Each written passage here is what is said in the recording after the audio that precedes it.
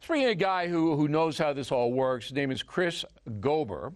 He's a constitutional attorney. He worked for President Bush the Younger and for the House of Representatives. He's in Austin, Texas, on Skype for us.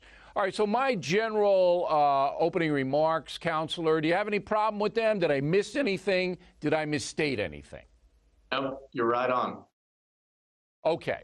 What's the most important part of this story as it stands now for you?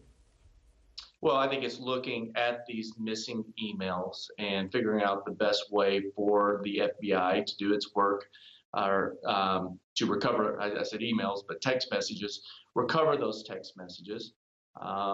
Basically, an understanding of how the Freedom of Information Act works is any individual out there can request from a federal agency access to those records.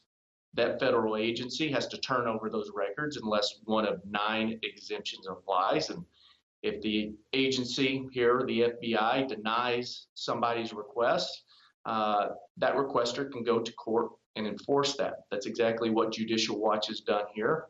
And what they'll be able to do is rely on a court to push the FBI to ensure they're acting in good faith and using their technologies to try to piece back together these missing text messages. But that takes a long time.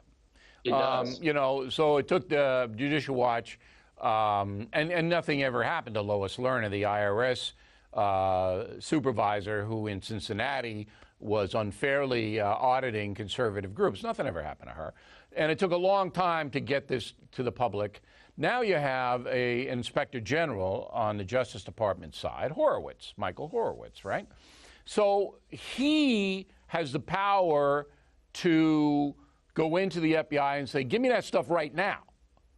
You don't have to go through the courts and Freedom of Information. Horowitz can get it right now, correct? Right. Well, he has to go. I mean, right now there are these missing text messages. They may have been destroyed. No, they have them now. The FBI is saying that they have recovered and they're in the process of review. It was a miracle because yesterday they didn't know where they were. We might never get them back. But in 24 hours, bang, we got them, and now we're reviewing them. But that's the FBI investigating the FBI. Right, and that's pretty typical because in my experience in investigations, there's a lot of times where somebody says, these are missing, these documents have been destroyed.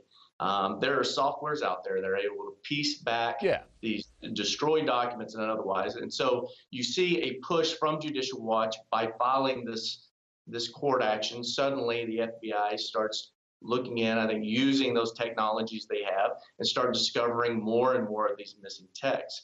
My understanding at this point is there are still more to recover. It's unclear how long that will take, but at least the pressure being put on by Judicial Watch and others will certainly force the FBI into looking into this matter and hopefully turning it around and responding with the evidence more quickly. But what about Horowitz, though? What about the Inspector General of the Justice Department working right for Jeff Sessions, the Attorney General?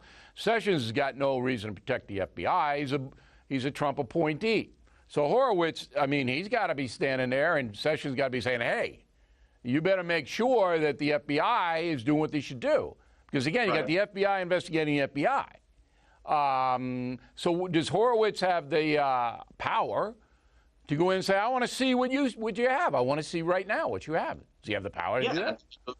And I think it's in the best interest of the FBI to do this very quickly. Because right now they have an investigation.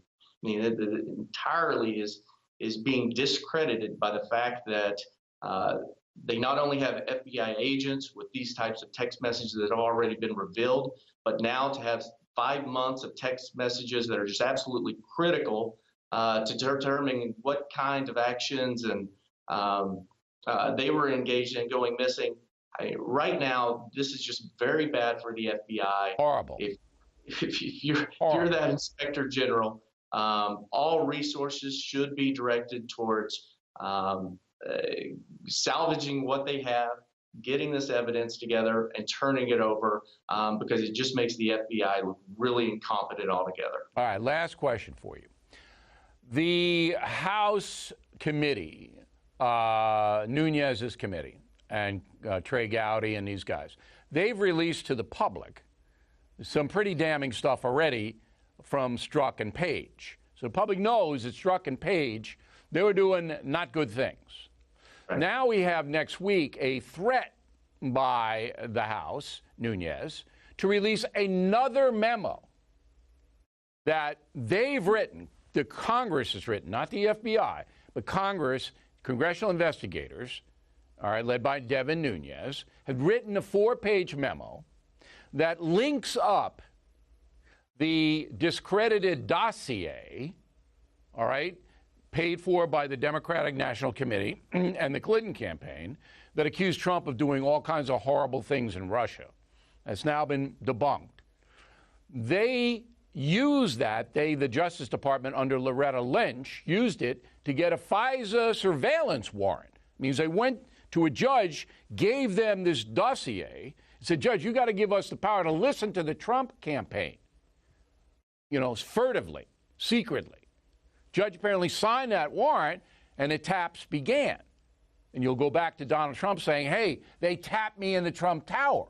Well, Trump may be proven correct, and you know all the anti-Trump people were hooting at him. But that memo, they say, is going to come out next week. But I'm saying to myself, if it's a memo written by partisan Republicans who certainly want this to be true, that the Justice Department under President Obama was corrupt and listened to the Trump campaign illegally, I don't know how much value it has. What do you think? Yeah, I think that with any of that, there's going to be, you know, a partisan spin on any aspect of this. Ultimately, and it may take the public a little more time to find out the truth, but whether it's a judge or an investigator, it's going to come down to the actual FISA warrant itself. And kind of a question out there, you know, we're releasing memos and other things kind of around the FISA warrant. Why aren't we going out and looking at the FISA warrant itself and see the justification that was used there? Apparently they have information, because they're saying, the Republicans are saying it's shocking. People are going to be appalled when they finally release this next week. Now, the State of the Union address is on Tuesday. I would assume you're not going to release that memo before the State of the Union, so I would say Thursday.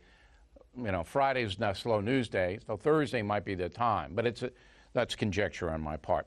Hey, Counselor.